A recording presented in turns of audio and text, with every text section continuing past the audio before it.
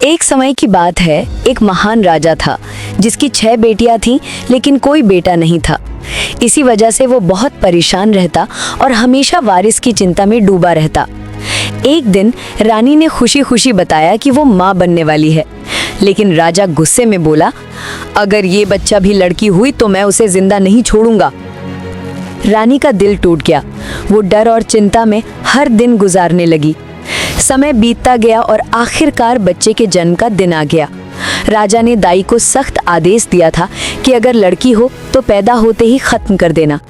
लेकिन जब बच्ची पैदा हुई तो वो बेहद खूबसूरत थी। दाई जैसे ही उसके पास झुकी, बच्ची मुस्कुराई और उसके होंठों से खुशबूदार फूल झरने लगे। दाई हैरान रह गई, वो उसे मार नहीं सकी। जब रानी को पता चला तो वो दंग रह गई और बोली, राजा से कहना कि बच्ची मर गई, मैं उसे छिपाकर पालूंगी। इस तरह वो छोटी राजकुमारी गुप्त रूप से बड़ी होने लगी।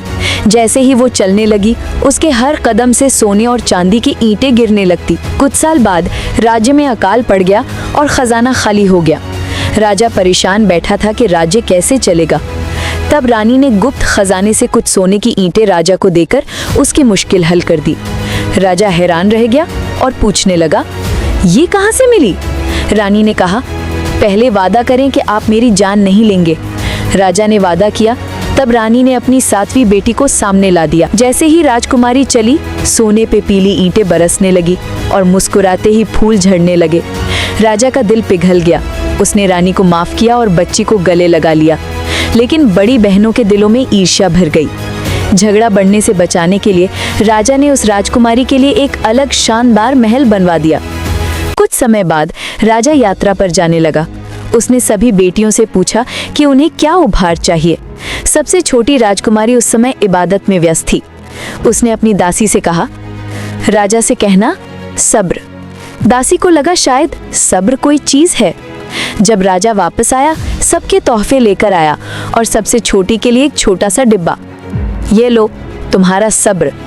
राजकुमारी हैरानी से डिब्बा ले लिया और एक दिन खजाने में खोजते हुए वो डिब्बा खोल दिया। अंदर से खूबसूरत सोने का पंखा निकला। जैसे ही उसने पंखा हिलाया, एक हसीन राजकुमार उसके सामने प्रकट हो गया। राजकुमार घबराकर बेहोश हो गया। होश आने पर राजकुमार बोला, जब भी ये पंखा हिलाओगी मैं हाजिर हो जाऊंगा और जब चाहोगी चला जाऊंगा। धीरे धीरे दोनों एक दूसरे के बहुत करीब आ गए। ये बात बड़ी बहनों को पता चल गई और उनकी जलन और बढ़ गई। एक दिन उन्होंने कहा, हमने तुम्हारे मेहमान के लिए नरम बिस्तर तैयार किया है। लेकिन बिस्तर पर कांच के टुकड़े बिखेरे हुए थे। राजकुमारी ने भरोसा किया। उसने पंखा हिलाया। राजकुमार आया और जैसे ही वो बिस्तर पर लेटा, कांच के टुकड़े उसके शरीर में जा घुसे। राजकुमार लहूलुहान हो गया। राजकुमारी घबरा गई, पंखा हिलाती रही और राजकुमार को उसके जादुई देश वापस भेज दिया। दिन बीतते गए, राजकुमार वापस नहीं आया। राजकुमारी रोती रहती, पंखा हिलाती, पर कोई जवाब न मिलता। आखिरकार उसने खुद उसे ढूंढने का फैसला किया। उसने लड़कों के कपड़े पहने और लंबी यात्रा पर निकल गई। जंगल, पहाड़, घाटियां सब पार करती गई। एक दिन पेड़ के नीचे आराम करते हुए उसने तोते और मैना को बात करते सुना। राजकुमार का इलाज उस विशाल नीली आंखों वाले कबूतर के यखनी में है, जो इंसान जितना बड़ा है। राजकुमारी ने ठान लिया कि वो वही कबूतर लाएगी। लंबी तलाश के बाद उसे वो कबूतर मिल गया। उसने चालाकी से उसे पकड़ लिया और महल ले आई। यखनी बनाई जिसकी खुशबू पूरे महल में फैल गई। नकाब पहनकर एक हकीम के रूप में राजकुमार के पास पहुंची। जैसे ही उसने यखनी पिलाई, राजकुमार के घाव भरने लगे। कुछ ही दिनों में वो बिल्कुल ठीक हो गया। राजकुमार बोला, मेहरबान हकीम, आपने मेरी जान बचाई है, जो चाहे मांग लीजिए। राजकुमारी मुस्कुराई और बोली, क्या आप मुझे पहचान नहीं पाए? उसने नकाब हटाया।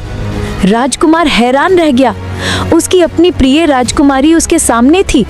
दरबार भी दंग रह गया। राजकुमार ने उसे अपनी रानी घोषित किया और अपने पास राज सिंहासन पर बिठा दिया। फिर उनकी शाही शादी हुई। 7 दिन और 7 रात जश्न मनाया गया। राजकुमारी ने अपने माता पिता को भी बुलाया। राजा, रानी और सभी बहनें शादी में शामिल हुए। बड़ी बहनों ने शर्मिंदगी के साथ माफी मांगी और राजकुमारी ने दिल से उन्हें माफ कर दिया। और इस तरह राजकुमार और राजकुमारी हमेशा खुश और सुखी रहने लगे। जब वो हंसती तो फूल झड़ते, चलती तो सोना चांदी बरसता और पंखा हिलाती तो खुशियों की ठंडी हवा बहने लगती।